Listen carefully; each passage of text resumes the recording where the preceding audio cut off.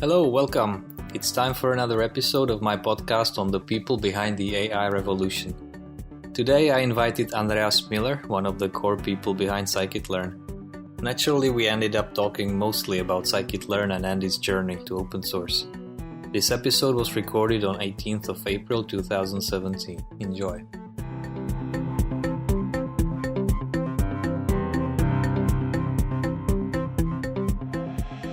All right. So, hello, Andy. Welcome to the show. Hey, thanks for having me. My pleasure. So, Andy is a core contributor to scikit-learn, the Python package for machine learning. And I'll leave the link in the description in case you just arrived from Mars and you don't know what scikit-learn is. By the way, if you're really a Martian listening to this podcast, then please check out scikit-learn before you check out American politics. You'll get a fairer view of humanity. Anyway, Andy, so how did you get involved with scikit-learn? Oh, my favorite question. I did my PhD in machine learning starting like 2009 or something like that. And I started working on like deep learning stuff and computer vision.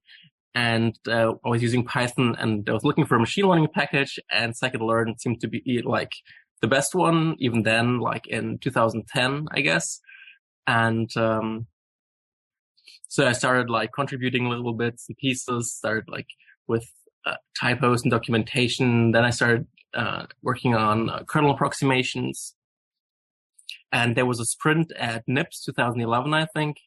And scikit-learn had money from Google to fly in people for a sprint, and so I didn't really contribute that much before then, but I asked, and they flew me into NIPS, which was great because that meant I could convince my advisor to pay the ticket for NIPS, and I got to go to NIPS for the first time, so that was pretty cool.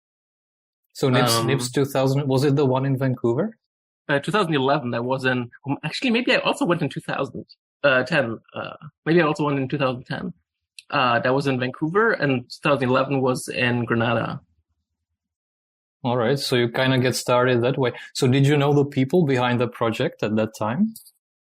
Well, I met them there at the sprint. It's the first time I met any of them. And so basically at that time, the person that was doing the releases, Fabian Petragosa, he just graduated and left INRIA in Paris, where most of the developers were or are.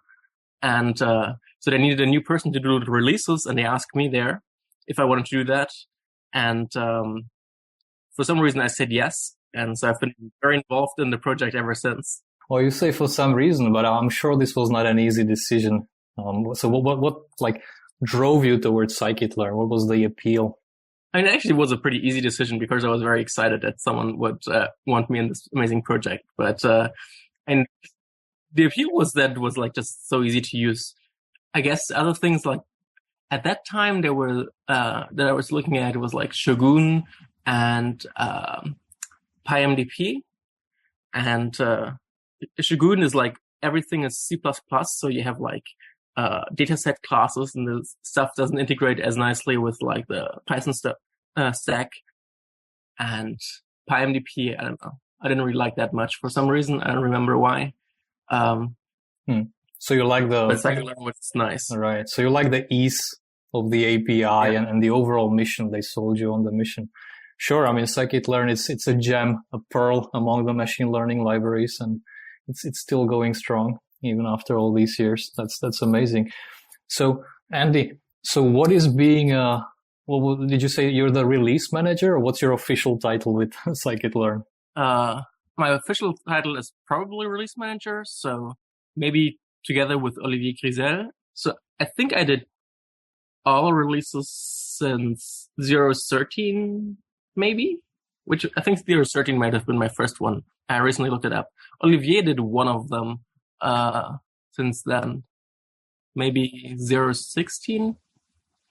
But so basically, we mostly collaborate on the releases, and it's basically just deciding when the release is, what goes into it, and then like making sure everything builds and uploading all the packages, coordinating with Anaconda, so they build the newest release when we upload it, and so on. Mm-hmm. Well, thanks for that. It's for people from the outside, it kind of seems easy, like you implement some algorithms and there it goes. But actually the infrastructure around it is critical. And especially for scikit-learn, which really works across platforms. And it's such a great experience overall. So thanks for that from myself. And I'm sure from a lot of people listening to this. So you say this is not an official title, obviously. So was this your hobby or was this your job? What's your relationship to the project? There's relatively few people that actually work on the project like paid. So by now there's actually a couple more because some of the creators of the project are Alex Gramfor and Gail Varocco, and they work at INRIA and Telecom Paris in Paris, and they have a couple of like grad students mostly working on the project, and some of them are paid. But these were mostly the only people that were paid for the project. So back then it was my hobby. I guess I was slacking off during my PhD, and I heard that's how all the great open source projects got started. That's how IPython got started, with Fernando slacking off his, I think, physics PhD. So how much time did you say this? Well, that was back then, and I'm also curious about now. But back then, how much of your day did scikit-learn consume in the beginning? That's hard to say because I didn't really keep any hours. But I guess it's maybe 2-3 hours a day. So, okay, so significant portion, let's say, like you can do a lot in 3 hours. All right. So you are really involved in the project. Yeah. And so after my PhD, I went to Amazon and I was less active. And after Amazon, I went to NYU, where I was basically spending most of my time working on open source and working on scikit-learn. So I was pretty active again. But I was also writing my books, so I had a little bit less time. I just got a big grant from the Alfred P. Sloan Foundation, and so starting this summer, during the summer, I'll be working full-time on scikit-learn, which I'm very excited about. And then for the next 2 years, I'll be spending at least 50% of my time on scikit-learn, which I'm also really excited about. So now it's really my job, and I get actually paid scikit-learn. Congratulations, that's amazing. It's like your passion and the thing you're excited about combined with a salary. Can't get much better than that. So you kind of went over a lot of the points I wanted to discuss in more detail. So let's rewind a little bit. You said you finished your PhD. What was your PhD about, by the way? Structured prediction for computer vision. So it's like conditional random fields, like max margin learning for conditional random fields, I guess. Does that mean anything to you? Yes, surprisingly, yes. Yeah. Okay, yeah. All right, you're an NLP person. Yeah, well, right? It's all vectors underneath, so it's not such a big difference between the various subfields. I mean, the thing in computer vision is that if you have undirected graphical models, you have a lot of circles and you can't do exact inference, and that's kind of where it gets tricky. So after the PhD, you mentioned that you moved to Amazon. So this is quite interesting because that's the path that I see in a lot of people. So after PhD, you kind of get poached by one of the big companies, Amazon, Google, Facebook, Microsoft, whatever. And how did that happen for you? I mean, so actually, I didn't get poached. I applied, and so I was not. So I don't really like publishing papers. It's not really, I'm not really good at it, and I don't really like it. I think they go hand in hand. And so I didn't think that doing a postdoc would be a good idea for me. And so I applied at Amazon, and they were starting up a new research group in Berlin, like Amazon Machine Learning Berlin, and they hired 15 or something machine learning researchers, many of them from their PhD or from a postdoc, but there were also some more senior researchers there. It was headed by Ralph Herbrich. Not sure if you know him. He did a bunch of stuff on Bayesian models in Microsoft, I guess. If you read Bishop's book, he worked on TrueSkill, And so I was excited to work with him. Mm-hmm. So TrueScale, that was the algorithm behind the games, the ranking in games, right? Yeah, exactly. Yeah, I know that quite well. We actually used it in one of our commercial projects that was for like ranking people's skills for recommending experts, and we kind of got inspiration from that research. Interesting, small world. All right, so you worked in Berlin. So you come from Germany, right? Yeah, exactly. Berlin specifically? No, that's I moved to Berlin for that. I mean, which was not very far. I'm from around Frankfurt, and I did I did a master's in math and then a PhD in computer science, and I did both of these in Bonn. So you worked at Amazon. So I don't know how much of that is confidential, but it's always interesting to get a little behind the curtains of what's going on there. So can you tell us something about what did you work on? Yeah, I mean, I think I can give like you a rough idea what I worked on. So the first thing I worked on was in computer vision, which makes sense, I guess, given that was my PhD. And scikit-learn? No. No? Or, I mean, I was using scikit-learn actually.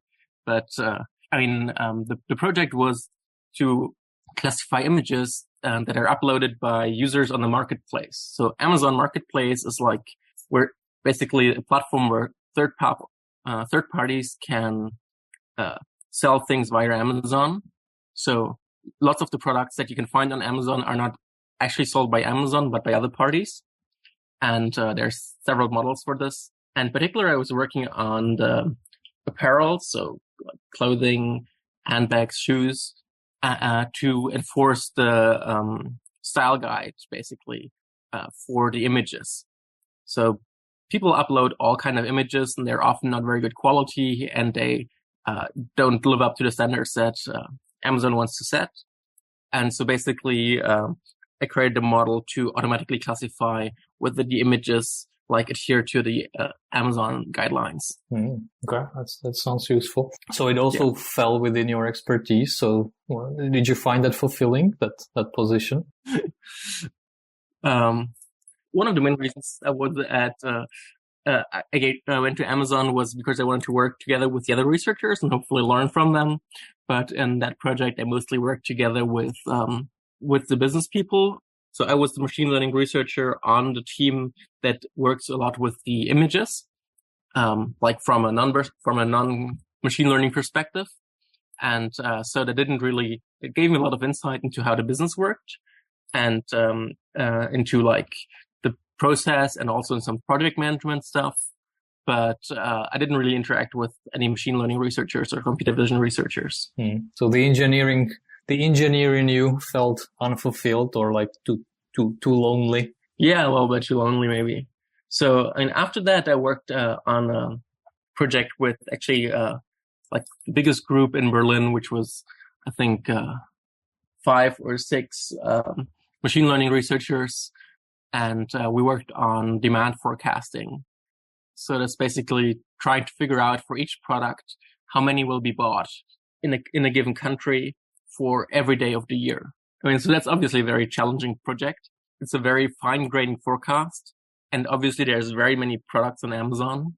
So that was more interesting because I was working together with many people, but also there was like a lot of infrastructure work. Like these type of jobs, I know what you're saying. That's the part where you have to push for the business goals, and then there's the infrastructure to make sure everything actually runs, and then there's the research, which, if I understand correctly, is what you really love. That's your thing. So there's a trade-off. Oh, is that correct? Is that the part that you like the most, the actual machine learning, and not so much the engineering? I mean, it depends on what part of the engineering. Like I said, I'm probably a very bad researcher, and you just said you don't like publishing papers. You didn't say you were a bad researcher. Well, okay. So in academia, they're the same, and that's kind of sad. So I mean, I like to solve problems with machine learning, and I like to build machine learning solutions. Actually, what I like most is like tool building, as you can see with my work on scikit-learn, because I feel like, I mean, I like to solve like machine learning problems. And when someone shows me their data, I'm like, love to go and hack and try to figure something out. But I feel like building better tools is sort of more scalable and is more impactful because, if I solve a problem, I solve one problem. If I build better tools, I solve many problems. And it's especially nice when the tools are open source. So that's kind of your field, since you got into scikit-learn. So on the topic of open source, this is also quite interesting. Well, we also maintain some open source software, as you maybe know. Yep. But it's always the question is about sustainability. So you say that scikit-learn is actually sponsored by this grant that you just mentioned, the Sloan Foundation and perhaps some other companies. Is that a good model? I'm just wondering. It's sort of sponsorship. Let me ask you differently. So within the core team of contributors, of which you are the part, scikit-learn, was there ever a talk of taking this to a business level, like offering support services, trainings for scikit-learn, making a business out of it? I think I brought it up at some point, and everybody was like, "Oh no, we don't want to deal with business," which was probably the right choice. You don't like if any of us wanted to spin off a business. I don't think anybody else would resist if they wanted to, but I don't think any of us really want to do that right now. And so, in terms of support, I said there's maybe now we'll get a little bit of industry support, but there's not really that much industry support right now. It's mostly grants that are like the people in Paris, Alex and Gael. So they have a bunch of grants that are related to like machine learning and neuroscience, and they hire people on them. But nearly all of scikit-learn is volunteer work. In particular, one person that's really important, Joel Northman, he's entirely volunteer, and he's probably the most active person on scikit-learn in the last 2 or 3 years. And basically, most of the contributors are just doing volunteer work. That's amazing. But the question of sustainability always comes up because ultimately you need to pay your bills, or pay your people and so on. So yeah, as long as people are willing to do that, do you participate in like Google Summer of Code and these type of programs? We often do. I think we just decided not to participate this year. That's kind of a first in a couple of years. But the problem in sustainability for us is really the more senior developers. So, it's a very popular project. And so there's a lot of people that want to contribute, but most of the people that want to contribute are not necessarily familiar with machine learning or open source or the internals of the package. Mm-hmm. More headache for you. Yeah. not necessarily headache, but it's like, there's a lot of code to review. And there's basically a lot of, mentorship that goes along with reviewing other people's code. But it's important to mentor new contributors so that at some point you might have more senior contributors later.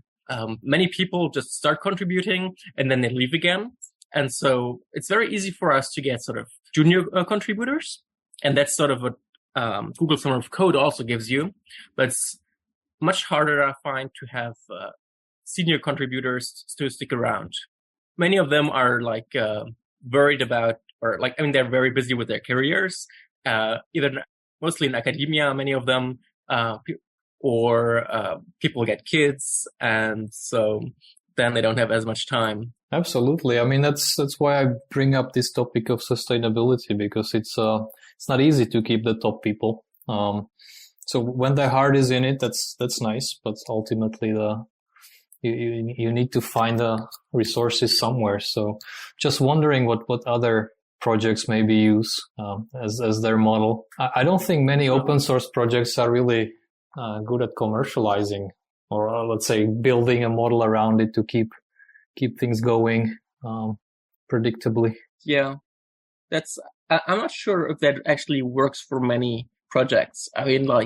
In particular, if you're sort of so far down the stack as scikit-learn is, I'm not sure how many people would pay for support for scikit-learn. So, Pandas now get sponsored in a major way by 2 Sigma.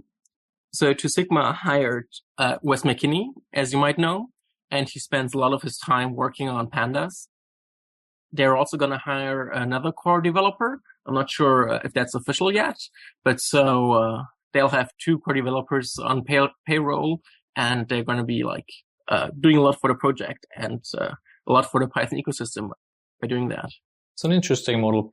Companies hiring star superstar developers for PR purposes, and also that will benefit the entire ecosystem at the same time. These are interesting times. I really wonder how this is going to end up, this open source, because it's kind of taking over the world, like almost any company. And we're a consulting company, so we see a lot of companies from the inside, from the big ones to the tiny startups, and pretty much everybody uses open source. Scikit-learn is super popular, obviously. And it brings so much value, but I think the people behind it, like yourself, don't see enough of that. And I don't think that balance can be maintained long term. It's just not how nature works. So it will be interesting to see. Well, anyway, okay. So, and speaking of open source, I'm sure you couldn't miss the deep learning wave. Actually, you said you work on images and so on. So this is probably very close to you. So I'm just curious, as a scikit-learn user, what is the future of scikit-learn in this ecosystem that's coming up? You know, there's TensorFlow, which has its own framework for everything from debugging to visualizations and so on. What's your plan? And so we are very hesitant to add any deep learning stuff, basically. Now we added an MLP in the last release, but we're probably not gonna add anything more. There's like a bunch of very good frameworks out there. There's like TensorFlow with tf-learn, there's Keras, there's Chainer, there's NXNet. I'm probably forgetting, there's PyTorch. And it's a very fast-moving field with a lot of excellent people working on it. And I mean, there's not really any point in us committing more resources to trying to catch up with them, I think. So there's like, both tf-learn and Keras have scikit-learn compatible interfaces, so you can just use the models with scikit-learn tools if you want. But we're not going to include any of that. I mean, so the main, apart from the reason that there's already great solutions out there that you can use, the main reasons for that is we don't want to add GPU support, because GPU support makes installation much more complicated.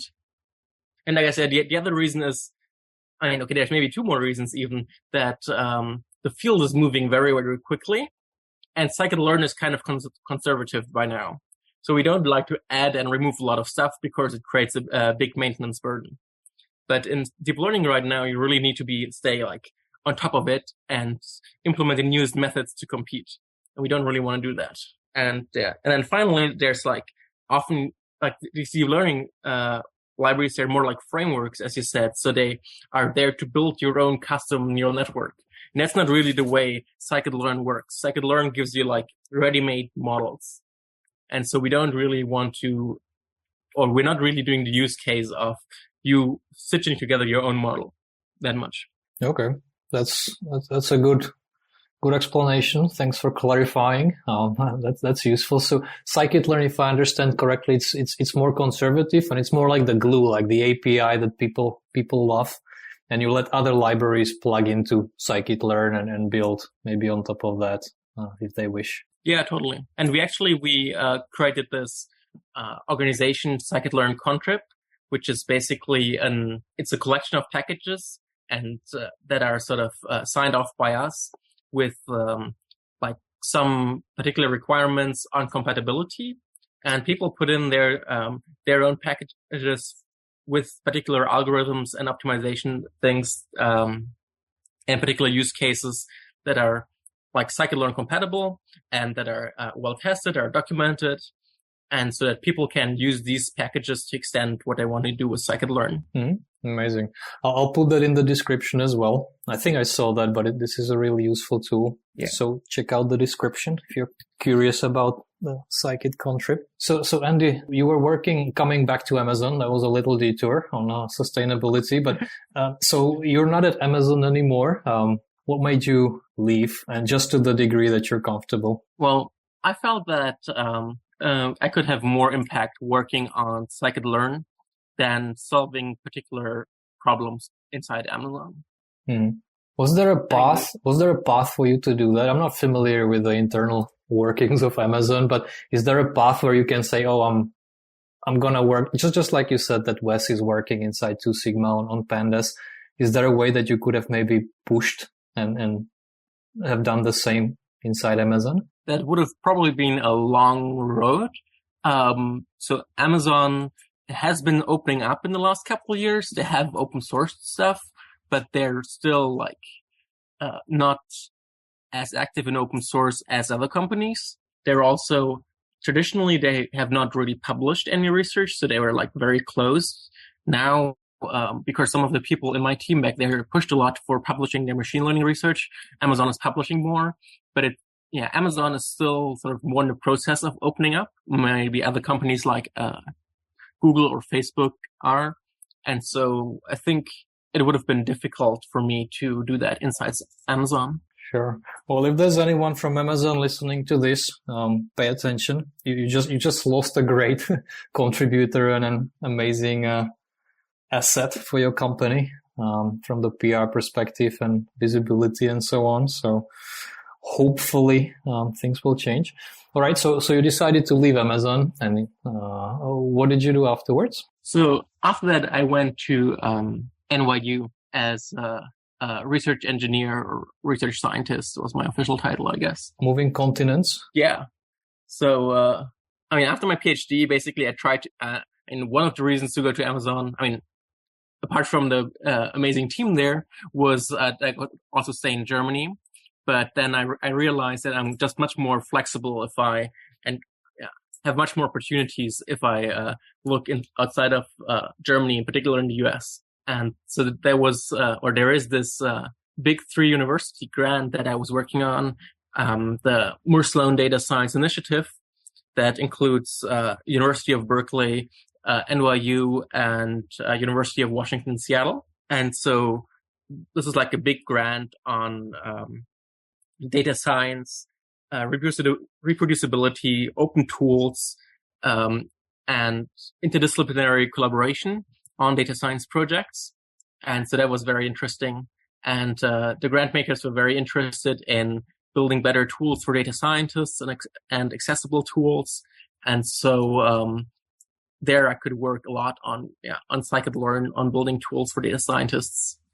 And so I was very excited about that.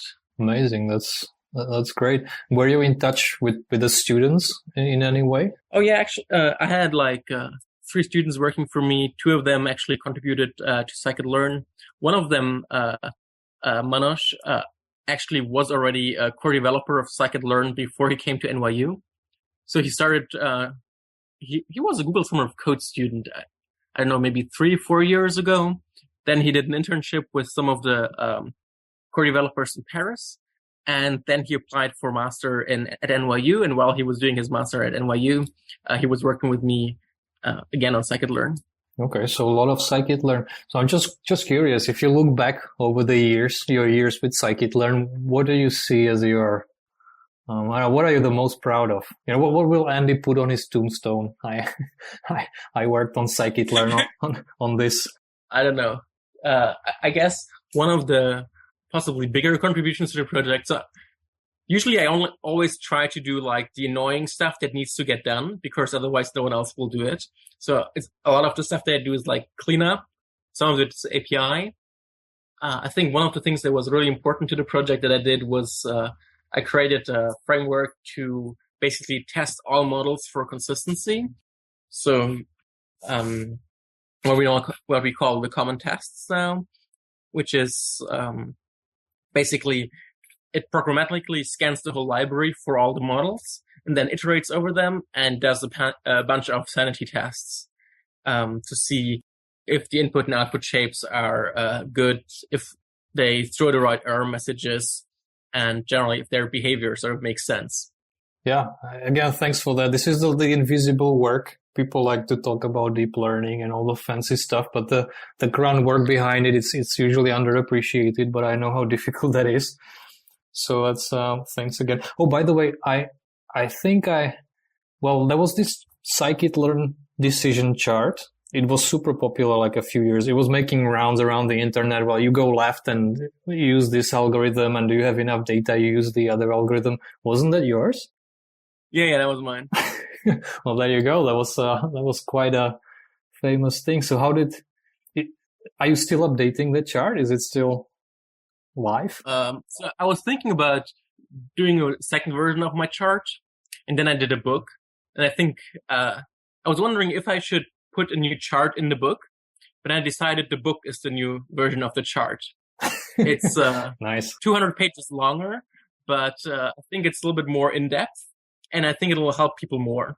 So yeah, if you don't know what we're talking, if you come from Mars again and you don't know what I'm talking about, I'll put that chart in the description again. But this book that's also quite an interesting undertaking. So I saw that book. Can you introduce the book?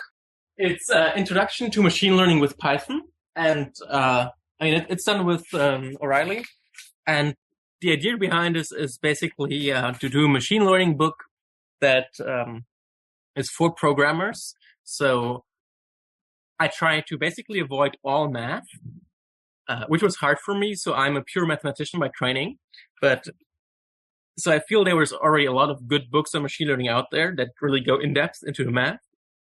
And so, I was trying to do something that is, how do you apply the methods to data? How do you need to do the pre-processing? How do you need to do model selection? If you look in a standard like academic machine learning book, they don't really tell you that much about cross-validation, grid search, even though these are like the most important parts. It's also important, usually it's like what kind of data to use or what model to use on what data, what are the important parameters to tune, and what kind of pre-processing do you need for different models. And that's, so these are sort of the more practical aspects. And then I show how to do all of this with scikit-learn. Great. So if I remember correctly, you published that 2016 last year? Yeah, the print came out in, I guess, October last year. Oh, okay. So it's fairly recent. So what has been the reaction? How is the book doing? Yeah, it's doing all right. I got some positive reactions. I think, so a friend of mine, Sebastian Raschka, he published a book on machine learning with scikit-learn a little earlier, maybe a year before me. I'm not entirely sure. But so I think because his was first, he got like a lot more people bought his book than mine. Competition. I didn't mind, like, as long as it's helpful for people. The important part for me is that there's sort of that there's good guides out there for beginners to get into it. There's a lot of stuff on the academic level, but there's not so much on the like introductory level. And there are so many people getting into data science and machine learning these days that I think these introductory books are really important. That's completely true. So the book, I'm just curious how much, I never published a book. How much, I can imagine it's a lot of effort. Do you have any estimate? How much of your life did that take? How much of my life? So I worked on it for about, let's say 15 months, not full time, but like sort of some of the months I spent a lot of time on it. Other months I spent not that much time on it. So it's kind of hard to say. But I'm still, right now there's still always, errata coming in. There's like, I'm working with the people doing the translations. There's, translations into German coming up. There's one already published in Russian. I think the Chinese is just getting published, and Korean. Okay. Yeah. I could help out. Yeah. And so I'm working with the people to do, to do the translations, a little bit. So there's still work, with the book. But generally it was a lot of work. And you think, that I should have like a bunch of the material, but actually putting it in a form that makes sense for a book was challenging. Like having a linear story, because there are so many things that interact, like the pre-processing and model selection and the models. And like, do you explain linear regression first, or do you explain overfitting first? Or do you explain scaling of the data first? Yeah, it's very hard to create sort of a linear story, I feel. Mm-hmm. Have you thought about developing some online courses? Because that seems to be a format that a lot of people are interested. Well, this podcast is online, so that's a format a lot of people use. How have you used that yourself, and any thoughts on, plugging scikit-learn into that? There's already a bunch of video courses online on scikit-learn. I did one, like a very introductory one on supervised learning with DataCamp earlier this year. I'm doing it together with my friend Hugo. So I'm like just doing some parts of that video. I got approached by a couple of people to work on these videos. So I think what I'm probably going to do is I'm teaching a class on applied machine learning at Columbia right now. And I'm probably going to teach that again. And when I teach it again, I'll have it videoed, and I'm just going to put that online. That works. Yeah, we're also working with the DataCam guys. They get a free plug here, but they have a pretty cool platform, so I think they deserve it. All right. So you talk about Columbia. So that was NYU. So what has been your story since NYU? I mean, I was at NYU for 2 years, and then like last November, I moved to Columbia. So that was not that far a move. It's half an hour uptown approximately. So right now I'm a lecturer there, but starting the summer, I'll be a research scientist. And as I said, I have this grant to work on scikit-learn. So a lot of my time I will be spending on scikit-learn. And the rest of my time, I'll probably be working with scientists at Columbia, working on machine learning problems, like helping them with machine learning problems. It really does sound like scikit-learn is your calling. Like no matter where you move, it's always scikit-learn related. Well, that's what I want to do. That's my goal. Yeah, I can understand that.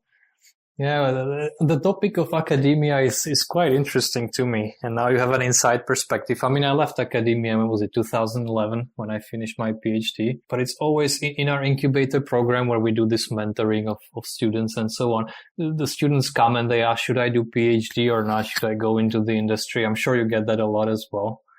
And my answer has always been kind of, well, if you're curious about stuff, stick to research.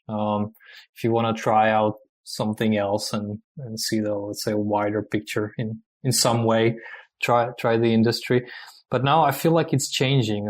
Academia, at least the traditional way of doing the academic part of it's getting so much beating left and right.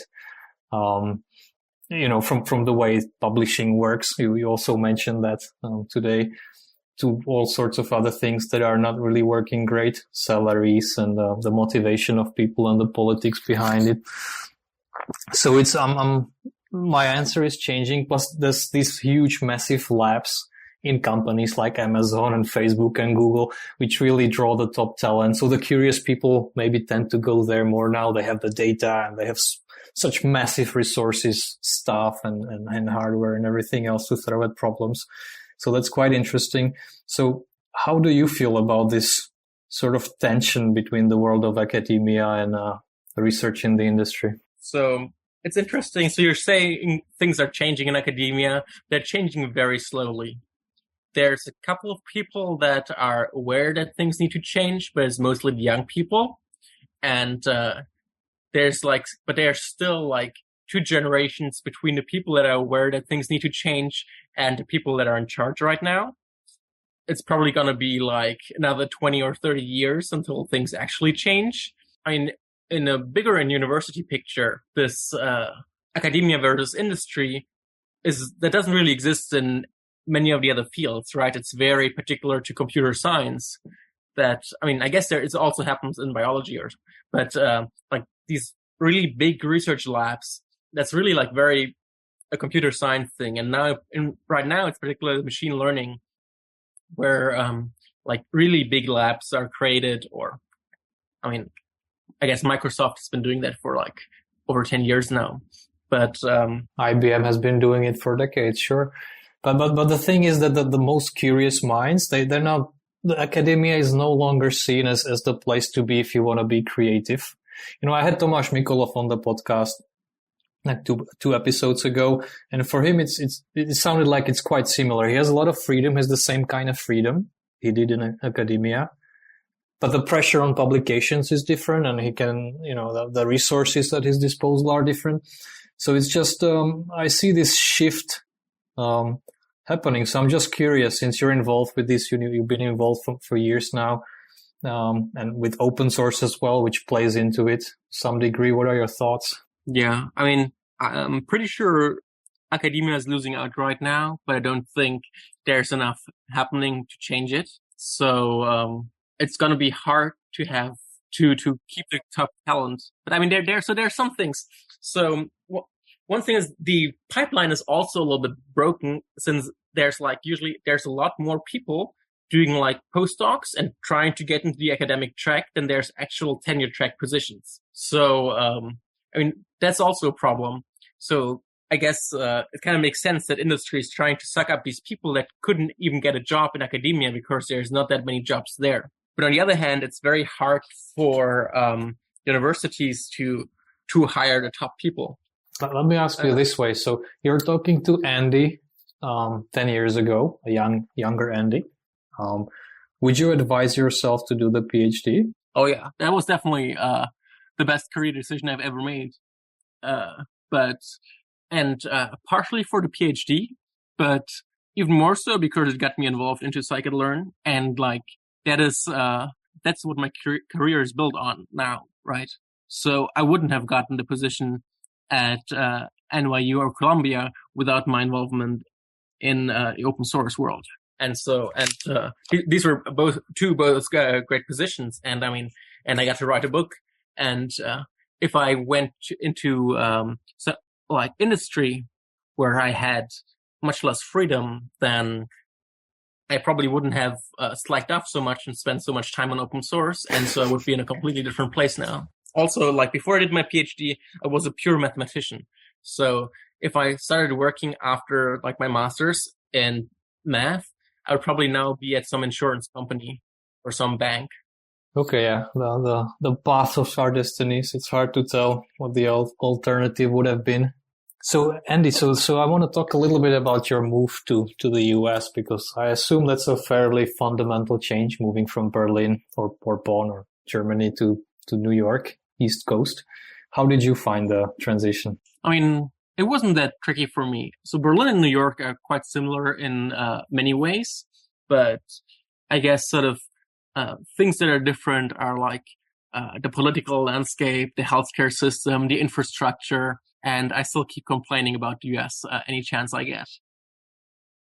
Because there's very little things in the US that are better than in Germany. And it doesn't sound like it's that similar after all. Or what is similar actually if everything's so different? I mean, like the city, you can see New York and Berlin are both like these giant urban sprawls, and there's like this gentrification by neighborhood going on. So you can see that every couple of years, a new neighborhood becomes hip, then the prices go up, and then you get the Whole Foods there, and then all the hipsters move there, and then sort of the people that used to live there can't afford to live there anymore, and everything becomes nice restaurants and like organic food markets, and then it goes to the next neighborhood. So that's happening in both cities, and you can see, and they both have like sort of this kind of grungy past where there's like these dive bars and the graffiti and I don't know, and also like art scene. Yeah, that's fairly prominent in Berlin. I lived there around, when was that, 2011 thing. It was really an interesting city. So a lot of art, like you say, a lot of stuff happening in the streets. And so you're saying New York is like that for you as well, yeah? Yeah, but then again, the artists get pushed out by the people. Like the gentrification also pushes out the artists. And I guess in both cities now, also the tech workers come. New York hasn't really traditionally been like a tech city, and neither has Berlin. But now like a lot of tech is moving into both cities and contributing to the raising rent, and it gets very packed and everything gets more expensive. Okay, so it sounds like that's good and bad to to go with New York. So is there any other place that you, I don't know, let's say you get this grant and you can work on scikit-learn to your content. Would you move somewhere else, or is New York the place for you now? No, I really like New York, and so I definitely want. I also like Berlin. If I had the opportunity to stay in Berlin a little bit longer, I would. But now I have a lot of friends and network in New York, and I really enjoy the city. So yeah, I'll probably try to stay here for the foreseeable future. Mm-hmm. Do you have your family there? I mean, I'm single, and my parents and sister live in Germany. Yeah, I meant more like spouse or children, or okay. I don't have kids. Yeah. All right. Great. So any plans? So for the future, so you will be working on this grant and working on scikit-learn. So can you give us a little, I don't know, sneak peek? What is Andy's, let's say, midterm plan now? I guess the midterm plan is I want better support for categorical variables. I want better integration with pandas. I want easier visualization and easier model introspection and better support for feature names. So that's some of the things. Now I feel like I want to talk about all of them, but we're kind of running out of time, especially the model introspection. That's something that we need pretty much every single time we use scikit-learn or in our projects, but maybe another time. I don't think we have time for that now. So Andy, any shout outs, anything you would like to say to, fans of scikit-learn or potential contributors or your students, colleagues? Yeah, you should all come contribute. It's very easy to get started. So come contribute to scikit-learn or like any other open source project. Like scikit-learn gets a lot of press these days, but things like NumPy and Matplotlib and pandas don't get that much press. I mean, pandas a little bit now, but they also all really need support. And it's surprising to me how little support Matplotlib and NumPy get, given how essential they are to the whole ecosystem. So maybe also think about contributing there. Yeah, it's not that surprising to me. Django, that poster child for Python's web frameworks. It's like I think it's the number one package, probably super popular, and they have to beg for contributions as well. So again, that's what we discussed with the sustainability, like people using and people paying back, not the same thing. Yeah. No, not at all. All right, so listen up, everybody. Go check out scikit-learn and help out. A lot of stuff, and the kind people there, I know the people there are really nice and helpful. I've had quite a few touching points as well with scikit-learn over the past, so don't be afraid and come and help out. All right, Andy, thanks very much. Yeah, thanks again for having me. Yeah, the hour went by in a flash. Thanks again, and have a great day. You too. That's it for today. Thanks for tuning in. I'm learning more every time I do this. I really appreciate your feedback so I can make this a more enjoyable listening experience for you guys. Feel free to comment or subscribe at rare-technologies.com/RRP. Thanks.